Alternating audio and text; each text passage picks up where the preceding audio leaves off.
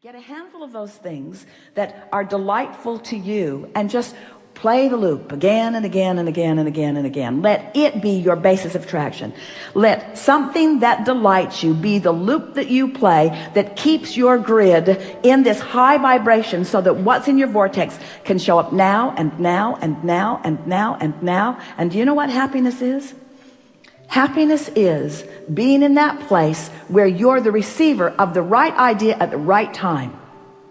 Happiness is being in that place where something occurs to you at the most opportune moment. Happiness is being at the top of the stairs. You're getting ready to walk down. You don't know it, but your heel is caught in the hem of your pant leg. And you are about to take a header down the stairs. But the broader part of you knows that and gives you the inspiration to take hold of the railing. So when you go to move your foot and can't, you're stable. That's happiness. That's happiness. That's alignment. Happiness is moving in traffic and having an impulse to take this exit for no good reason other than you feel like it, or even taking it even though you didn't really mean to, because you turned your driving over to your higher power for a moment and you missed the traffic jam, or you missed the traffic congestion as a result of an accident. All kinds of things like this are happening to you all day, every day. But when you start deliberately being happy, deliberately beating the drum of things that feel good, deliberately discerning, deliberately molding yourself into better and better feeling places, when you do that deliberately and those things happen, now you have conscious awareness of it. If Esther had not had that conscious conversation with Jerry in the car right before she went to her room, the bird on the porch would have just been a bird on the porch. But it wasn't just a bird on the porch. She would have missed that if she had not been vibrationally up to speed. You see what we're getting at? So much of your world wants to chalk those kinds of rendezvous, coincidences, which is incidences that cooperatively combine. They want to call them coincidences in the attitude of luck or fate or chance. They don't understand that it's cooperative components coming together. In other words, people who are looking at things like that are wanting to call them happenstance, and we want to call them creation. And so when you get clear-minded like you are, and you understand how far you've come, and you have, and you realize how powerful your desire is, and it is, and then you deliberately focus upon the strongest desire that you have, which you spoke when you first sat down here, to be happy, to be happy, to be happy, to be happy. To be happy, meaning to be in alignment, meaning to be in control of my own thoughts, meaning to be in control of my own vibration, meaning to be in vibrational concert with the source within me, meaning to be in vibrational concert with everything that I put into my vortex, meaning right here, right now, being in alignment so that I will be the interpreter, the manifester, the realizer of the best that could happen in this moment. That's happiness. This moment and this moment and this moment and this moment. It's not saving up for a vacation. It's not putting up with all this stuff. It's not going to work all week long doing stuff I don't want to do so that I can get some money, so that I can finally go do something that I do want to do. Because when you get there to do what you do want to do, you're not happy because you haven't been practicing happy at work. You're not going to be happy on that vacation if you're not happy at work while you're earning the money to go on vacation. Are you?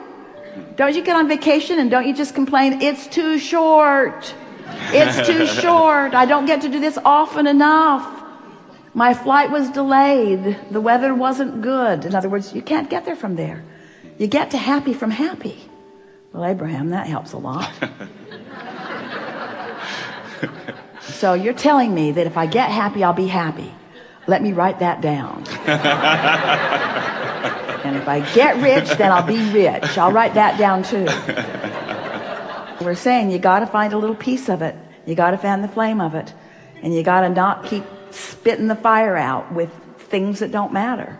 And after a while, you'll get that momentum going. And you'll feel happiness, not just sometime, but you'll be radiating it. And then when someone says to you, what are you doing?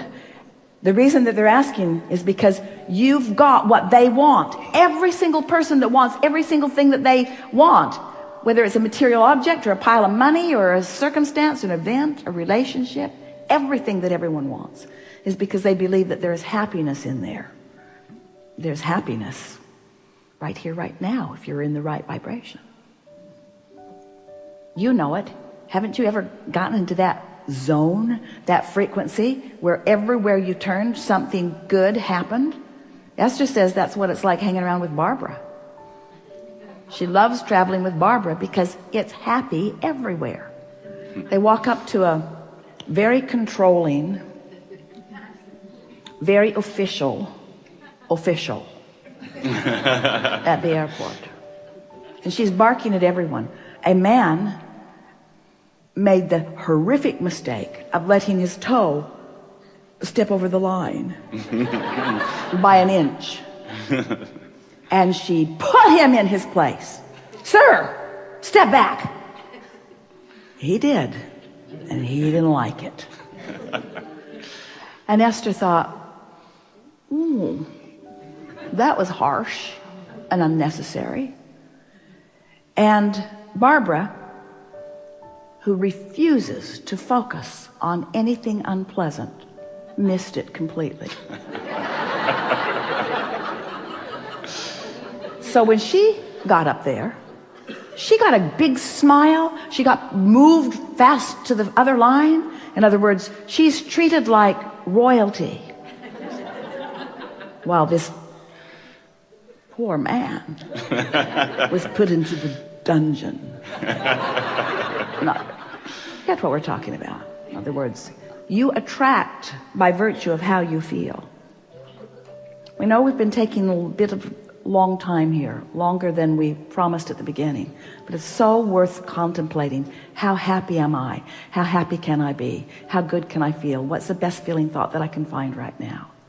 What's working in my life? What's working out? What do I remember that felt good? What's happening right now that feels good? How general do I need to be? You can always find something to feel good about. And when you do, and when you make that your habit, then the actualization of it, the realization of it, the manifestation of it is so pronounced in your experience that people will be flocking to you and saying, what is your secret? And you'll say, I'm happy.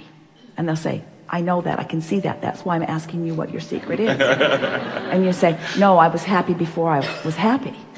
And they'll say, well, that doesn't make any sense at all. And you'll say, well, I purged unhappy thoughts from my experience by focusing on happy thoughts. Well, what do you mean?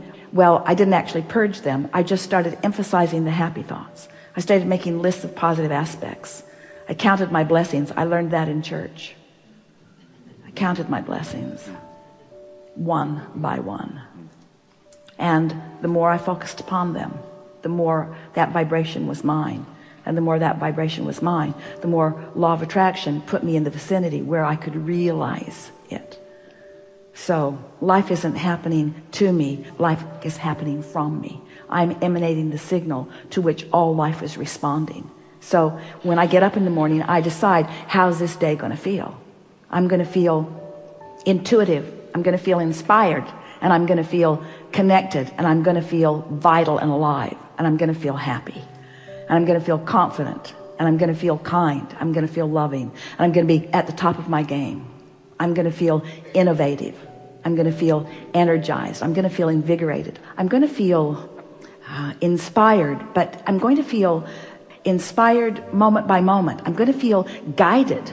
I'm going to feel worthy. I'm going to feel deserving. I'm going to feel deserving of all of the goodness that has been taught to me all of my life. I'm going to feel deserving of that. And I'm going to demonstrate my deservedness through my happiness.